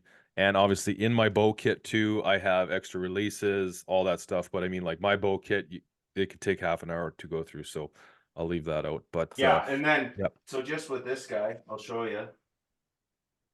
Just the way it sits. Oh it's yeah, kind of nice. Like it sits is that real low on rechargeable your as head, well? eh? Is that That's rechargeable? why I kind of like it, because it's not sorry, this way. It's not I don't really feel it, right? Like you can suck it really tight into the back, and that's one thing that, like, if you're blasting through brush and stuff or high wind, because like my job is all high wind type environment, you want something that's really secure. And then you do have, like, it is a very bright light. It's wicked, but like I say, like just like what you're interested in with the Peaks, that's something I'm probably going to be looking at just for hikes in with that red light. Yeah, for sure. You couldn't hear me there. Is that rechargeable? Yep. Yeah, I'm gonna start so I think I'm gonna switch everything. Like a couple years ago, I switched everything so it would just take those CR 123 batteries, all the same, short, little stubbly, looked like a AA, but half the size. Yeah. I switched everything so it was running those, but I think I'm gonna switch everything now to where it's just strictly rechargeable. And then just get rid of the batteries if I can't help it altogether. Yeah, this one's both. It's rechargeable, or you can use AAA's if you have to. Oh, that's nice. Yep. Oh, that's So a good option. If you're like in a bad spot, and it lasts pretty good. I think it's a max level. I can probably do 3 to 4 days. As long as you're being careful not to, like, you only use it when you have to, and you're like, you probably, like, if you're setting up your camp, you might, like, I'm not saying to go right to last light. Like, obviously if you're on elk or deer or something, you got something going on, go for it.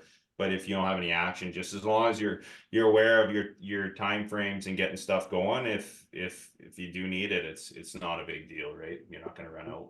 One thing I want to add to, so with my charging stuff, what I switched to this year is, you know how they've come out with all those quick charging cables. I've switched everything to quick charge. Oh yeah.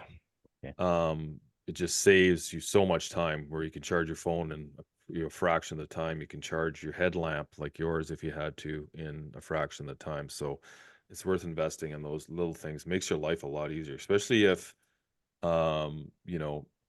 you're halfway through dressing an elk or something and the battery starts to get low. You could quickly pull out another light like this.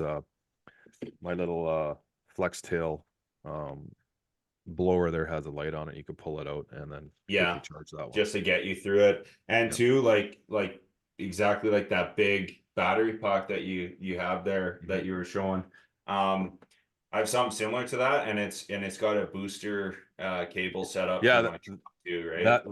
That's exact same as this one does. So, and like you can see it's pretty small. It's hard to tell, AP, because my hands are so big. Girly hands. Fucking size. But yeah, small. it's not overly huge, and it's nice. I think I paid like $150 for that, but that battery will last forever. And I have also used that thing when it was funny, when I was coming back from my last hunt on the island. I had to take a ferry, and I was listening to a podcast, had my key on, and the battery went dead. I went to start, so I pulled that thing out quickly, put it on my truck, and it boosted my diesel enough to jump off. So anyway, good job. Thanks, Corey. Pete, what do you got?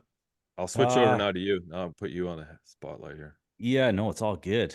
I don't do any of the backcountry. Well, backcountry, but I don't sleep overnight. I do have some back issues I have to be wary of. So I'm a lot of day trips, but I am in the back. So Well, I and run the thing about day trips too is like not everybody has, like, a lot of guys that are working, they have 2 weeks off, yeah, and that's the standard time off for any job. And if you have 2 weeks off, and if you're spending all your holiday time to do hunts and stuff like that, and you have a family at home, that's pretty selfish to spend, to do that. So, and there's nothing wrong with just hunting weekends, hunting after work, hunting when you can. yeah, I mean, there's nothing wrong with it at all. I mean, this year I didn't, do any major big trips, and, I was yeah, still successful, and, Corey is the same. And, you don't have to do these big mountainous excursions to be successful. No, no, and not at all. Exactly. Like Pete, like same thing. Like I haven't been doing overnights either. And because it's pretty effective, it's in and outs, you know, the area you're going to cover. You got a hunt plan, like we talked about with Tree Line Academy. Having those hunt plans keeps you efficient. So you're not screwing around, you know where you're going to go. And then you can build your kit around what distance you're going to go and what terrain, where you're going to be. Right. absolutely. Yeah. And I stay out in the bush. Just, I've got a central camp usually, with the trailer and Yeah. stuff like that. So Like I'm a doing spike camp kind of deal. well, even like I'm lucky where I am. Like I have lots of road access to certain areas, so I can haul my travel trailer out to an area. And if I got to get up to the top of the mountain, it just means I'm hiking in the dark. That's all there is to it. I'm leaving Yeah. at 4 in the morning and I'm hiking 2, 3 hours to get from point A to point B, depending on where I am. Other times it's more, we'll be glassing slides, we'll be glassing basins and stuff and be like, okay, that's tomorrow's plan. If you don't have enough time when you find something. Um, or you're just hiking, plain and simple. You cover Mm-hmm. ground, try to figure out where you are. So I am in the bush a lot. I'm not my back. I can't trust it to hike up to the top of the mountain and I'm going to camp at the top of the mountain. Like that's my plan. I'm not doing that. I can't do it. So I just have to understand what my body's capable of. And I love walking. So I'll Mm-hmm. hike to the top, but I got to plan that. I got to be, I'm not spending the night up there on purpose. Yeah. We'll leave it at that. Not But on prepared purpose, if you have to. but Yeah. prepared if I have to. Um, so saying that, this year I ran similar gators from APE. Uh, these things have taken a shit kicking, and I've got nothing but praise for them. The materials top notch, all the little tiny things that we talk about, buckles, straps, all that kind of stuff. I found them super easy to take on and off, and they really helped me through all the moose hunting I did this year, and late season. I'll use them through the snow, obviously, and all that kind of stuff as well. How are they for noise, Pete? They were really good. You still have to watch. I don't think it matters overall. Really, really good.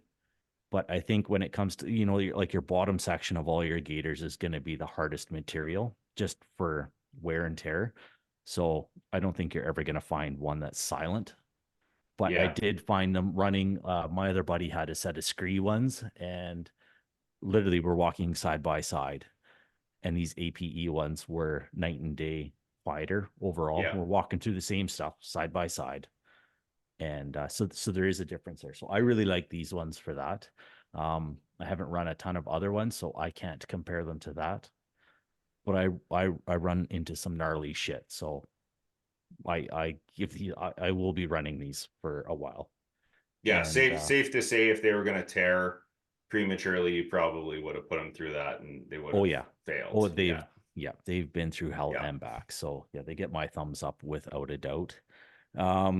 Another thing I run, obviously I've got my rain gear with me all the time. I run Scree. I've been running them for 3-4 years now. Little things. I mean, it's nothing for most people, but they actually have them labeled too. So when you put your pants in there, you can just quickly run in, grab your pants or your jacket. That's just a personal thing for me, Rain gear too. That's things. one thing. Sorry, Pete. One thing I forgot to add too is I always do have a set of rain gear, tops and bottoms, in my pack. Yeah. And I'll use those for even in the cold weather, just as a windbreak. Like it doesn't have to be raining for Oh me. yeah. It's Well, just like, yeah. use them as much as you can for different situations, right? So Well, and that comes down to like layering systems and stuff. Like a lot of people think that the rain gear is just for rain, but no, if you're in a windy situation, you put a puffy on and then with a rain jack over it, fuck man, you're warm. Like I've yeah, sat up on this hillside glassing for goats on the coast and that's run that. Forget well, it's about it. money.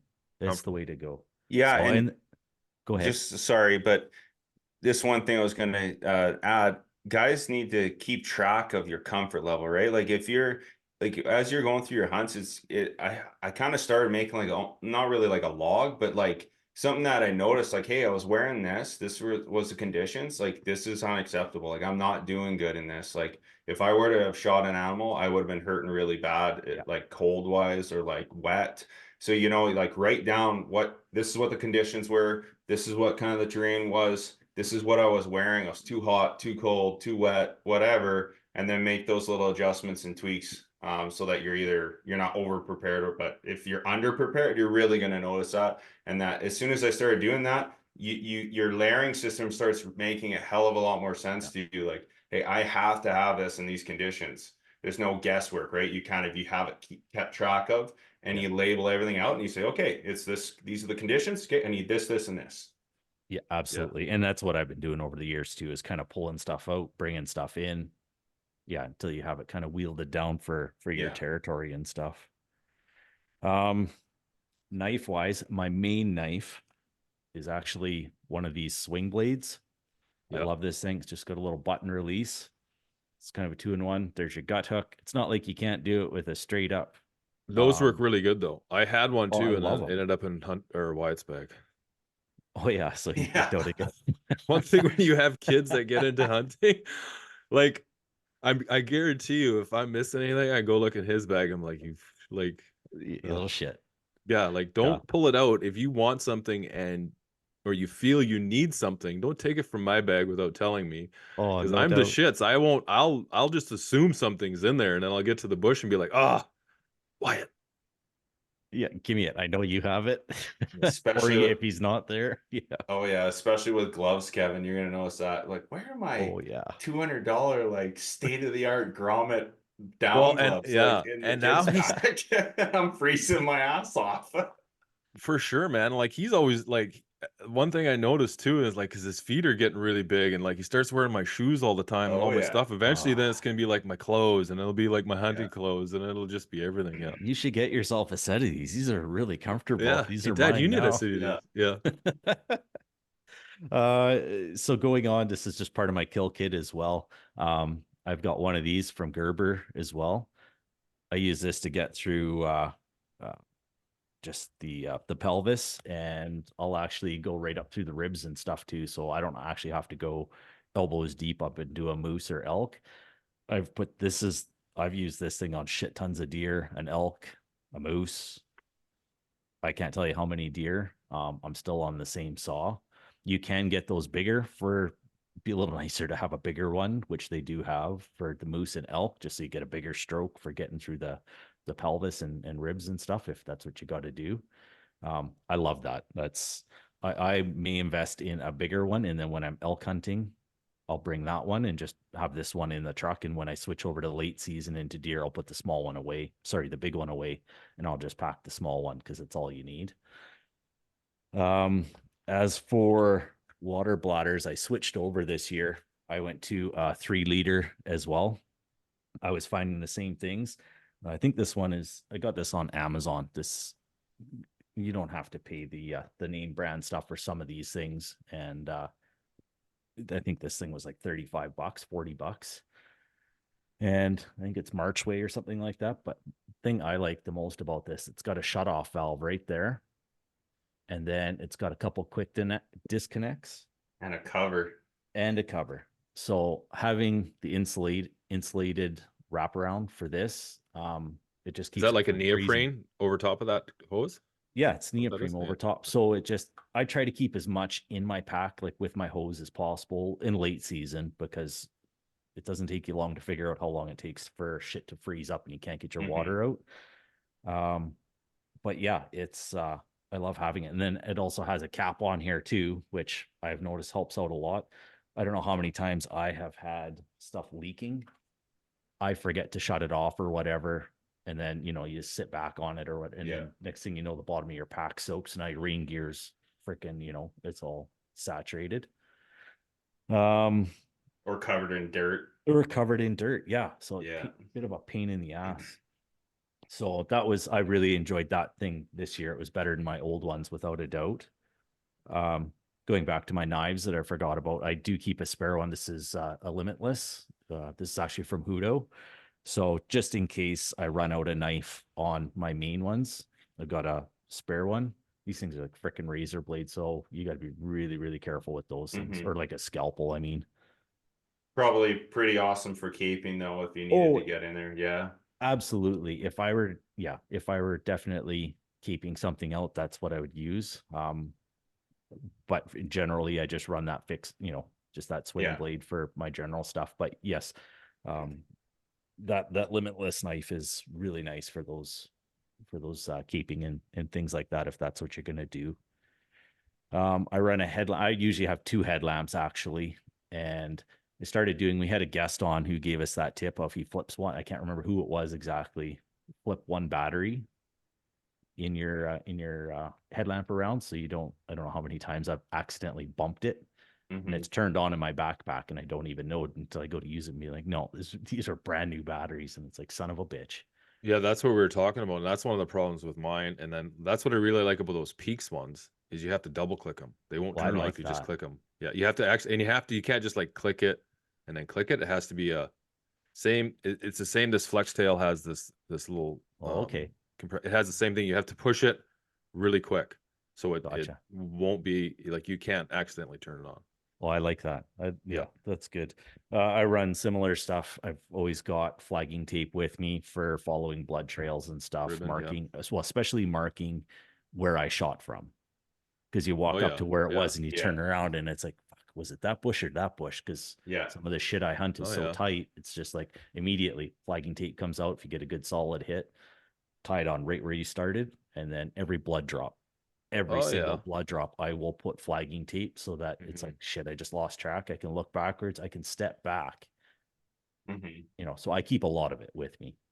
Yeah, that's a good point. I never thought about putting it where you shoot from. I always put it same thing, every drop or almost every drop if it's really close. But just and then you look back. I mean, you can get a basic trajectory, but if you have a point of like where you shot from, Well, that's and a good point. especially if you're shooting with a rifle or something like that, like let's say you shoot through a little ravine, and I'm not talking a super duper far shot, but even 100 yards, if you got a couple big strands of flagging tape where you were, you can take a range as to where that animal was, and you walk down there. Well, now when you're looking back, it looks totally different. But it's like all of a sudden, I know it was 123 yards. Well, I can go to where I think it was.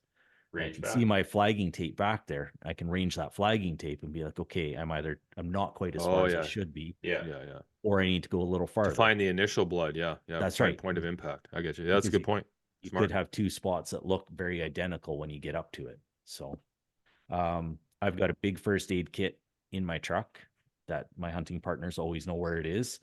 I've always got a little one here that I keep in my my pack as well. It's got all the little stuff that you need, super glue, all that kind of stuff, in case you got to glue your cut together or something like that. There was a compression bandage that I do want to get. I saw it in a first aid course that I just took last year, and I haven't found it yet in the stores, but it's just basically it's super thick. It's got to be like this thick. You can wrap it around, you can tighten it up, and it's basically, if you get like you got to stop bleeding or something like that in your leg, your arm, or whatever. It fits all different sizes. I know they weren't expensive or anything. I just haven't found the right one. That's going to be the next edition that I have in my first aid kit, and that'll be one that actually goes in my backpack too. But I don't have it to show anybody yet. Have you guys ever seen these long med things? I don't know if anybody can see them. So they're like a bandage, but they have like these little zap straps on them, and you clean your area, your cut really well. Put them on there, and you pull the two zap straps. Like these are little adhesive bandages, and they stick like you wouldn't believe. And it's like a stitch. We put it on. We were at the folks' house last year, and Wyatt got a golf club in the head from right in his forehead from his his cousin. So I mean, it's like a golf club, an iron to the head, it's freaking split open. And we're in Rock Creek, right? We're an hour and a half from Kelowna, and 25 minutes from Osoyoos, but there's nothing in Osoyoos. Grand Forks is about 45 minutes away, nothing really there. And I used one of those things, and man, like even on his head where there was hair and stuff, it still worked effectively. If we use those in our first aid course, the same place where I saw the other stuff. And yeah, those things are awesome. Yeah, A crazy. really good thing to have. This is more of a once I get late September, October, I've always Yeah. got some hand warmers, always a few Same. sets. Those hands of yours are so soft. You need to keep I them need two to cover one, Kevin. on. Yeah. You need the Oh, foot let's ones, just- eh? yeah. Yeah, I run some Hudo bags as well. Yeah. I just find them very durable. And you know, you very can reuse breathable. them, which I love. Yeah. Yeah, I love being able to wash. I've always got extra batteries. That's another thing. Both double A's, triple A's. And I just got a slightly different carry system for my reeds there. I think I actually stole this plastic thing from one of the original Primos Yeah. Yeah. calls that Yeah. I used, but I don't run Primos. I run Wapiti River, but I was like, man, this thing's perfect. So I actually just drilled a whole bunch of holes into it so they breathe and dry out. So they're not sitting Yeah. in there getting soggy. And then I've always got this case too.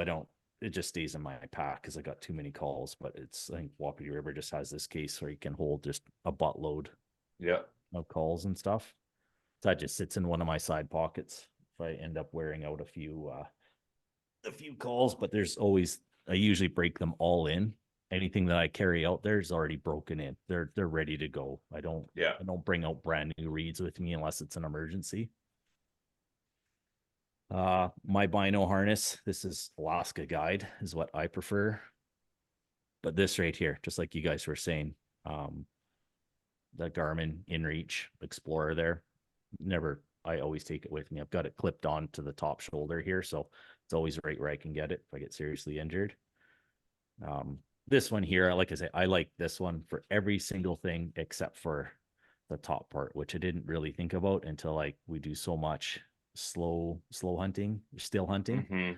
Mm-hmm. If it folded back the opposite way, it would be better.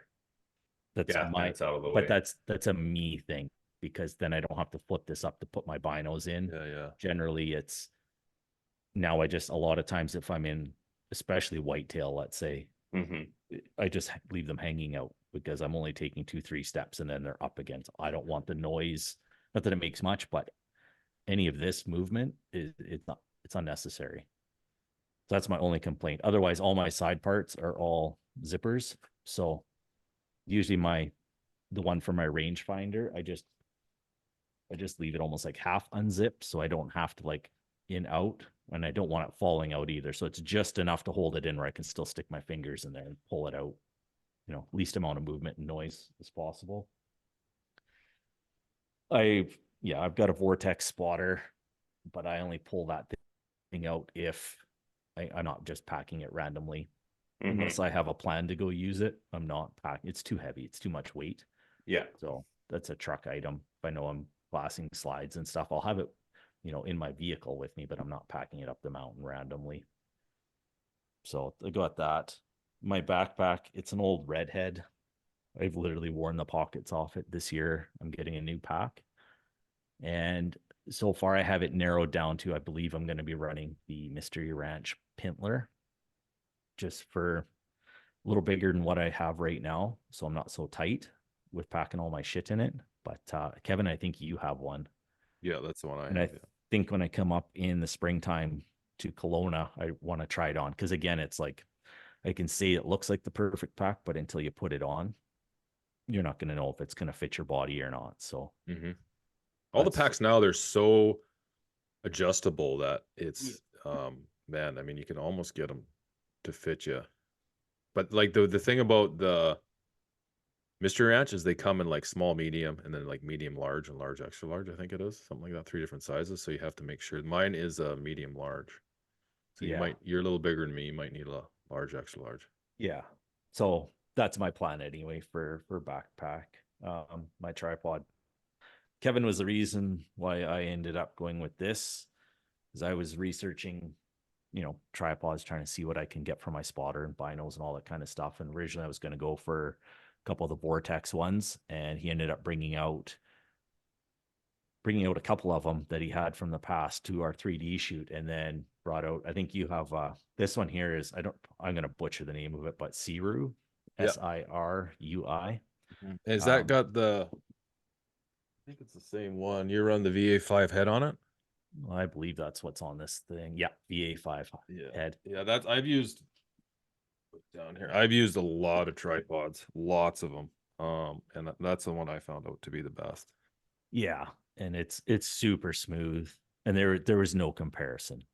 And for the extra, I think it was $150 or whatever.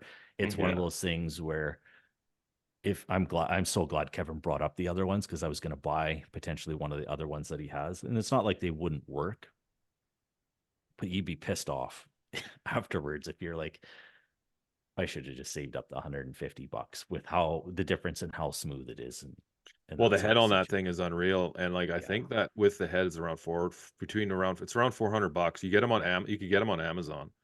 But I mean, like it's carbon, super light, and the head on it is phenomenal. So it's one of those things. It's just a no-brainer.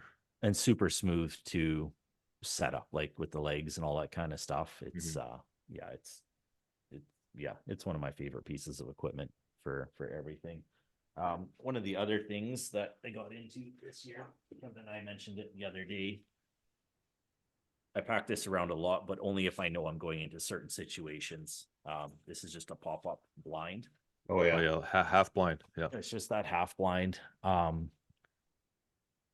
I won't, yeah, if I know I'm going to a certain setup area, I'll bring it in.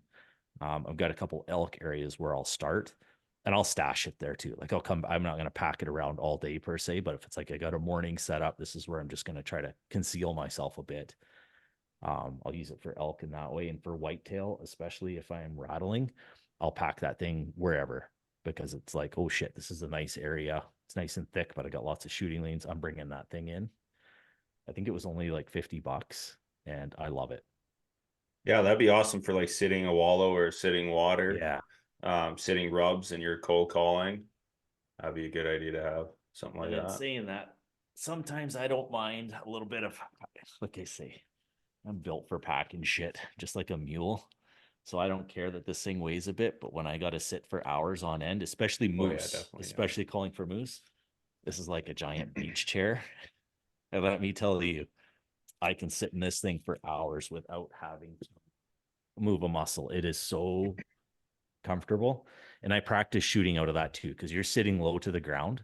Yeah. And that's the key is you can bring whatever kind of chair you want, freaking learn how to shoot out of it because it's Mm-hmm. totally different. And you have to position your chairs like these so that you can maximize your shooting ranges because you're not just going to turn like you would on a swivel chair in a sitting, in like a ground blind.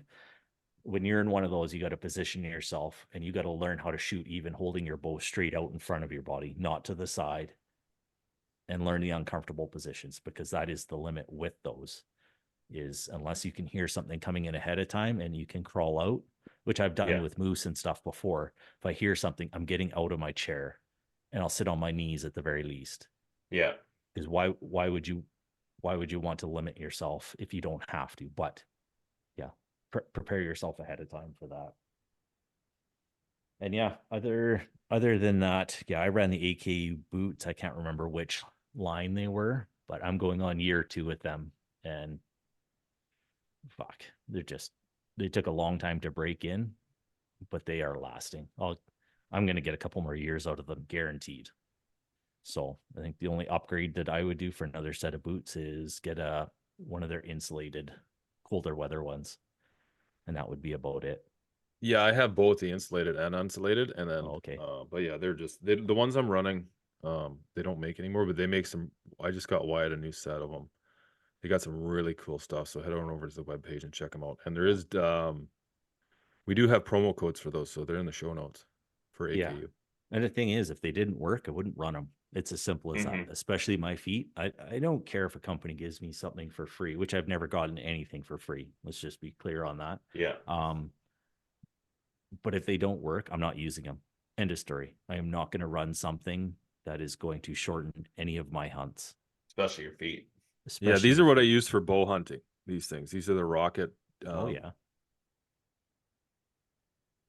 These are the DFS GTX. These things are awesome. They're waterproof. Like they got the the tongue goes all the way up to here, and then you put your gator on. Nice. They're money. So I just wear them because they're a lot more quiet than the boots, right? Mm-hmm. And they're also not as warm. So in those hot summer, like the September months, they're awesome. So good job, Pete. One thing I wanted to add was this is one of the funny things that Wyatt took off my backpack. So I'm gonna cut another piece off. Yeah, this is just some accordion style foam. You buy it at Canadian Tire, wherever, Target, I guess, if you listen for the US. But yeah, I always have some of this strapped to my backpack. And one other thing I have tucked in my backpack is this. And like, I'm a big fan of paper maps. So this is just a cover. You can see it's got a backroads map in there. It's got a pocket for a more detailed map. So if I'm going to hunt an LEH zone that I've never been, or if I'm going to the Kootenays where Pete is, I always like to have paper maps. I do have some hunting my area just because this is really thin. It sits in my backpack. It's really super lightweight, but I like it in this case because you could pull it out and you don't have to worry about your map getting wet. You're wet, and like basically right now it's zoned up. This is from my moose hunt from 2 years ago, where I had the LEH, and it's basically just a quick overview of that whole zone. Super accessible, sits in the very like the back pocket of my backpack. So that's another thing I have in there. Nice. One other thing that I do have as well, and it's dependent on if it's rock terrain, I have a little seat that I Oh, yeah. always keep. I just tuck it under the lumbar support, and that's just like a glassing pad for if it's Oh, yeah. rock. And I Yeah. gotta sit and I gotta be glass. If like the hunt is like, if success of the hunt is glassing, I for sure have one of these because it just helps with your butt, right? And then keeps you out of the wet, like if the ground's really wet too. And then I'll always have like super thick socks, the thicker the better. If I do have to take my boots off, I'll line this on my foot. Smart. And yeah. Smart. And if you gotta get in there, obviously it depends on the terrain. If there's lots of cactus, Oh, dude, that doesn't might even not matter the work, but- cactus. Not last year, the year before, I was hunting mule deer, took my shoes off, and I was just in like some real dry hay, like some real dry hay. And like my feet were cut up to shit from taking my boots off, my shoes off. They Oh, were just yeah. cut to shit. The picture he sent me, I freaking cringed, and I was like, Jesus Christ, man, what the hell did you do? Like, Yeah. It's like I was walking, looked like what's his name there? Bruce Willis and oh, Die Hard. Die Hard, Hard. just Yeah. blood Walking all on the over the glass. place, sweaty. I can't Cool, do it. guys. Bends. Yeah. Well, that was good. I think we'll wrap her up. Save anything else till next week. So again, listeners, you can view all this over at right now. So there is a focus hunting page that I wasn't able to get access to. So I just put everything on my personal page, but I'm going to try to, I wrote YouTube and I'm trying to get the two so I can amalgamate the two together after, once I can get back into the other one. So right now it's Kevin Toy. I'm going to change that. So it'll be, I'd like to use the focus hunting name that was on the old one, but I can't get access to it. And obviously you can't have two of the same handles. So if there's any changes, I'll note that. But right now, just head over to Kevin Toy and you'll be able to see the full video. Okay, guys. Till next week, I guess. You betcha. Take care.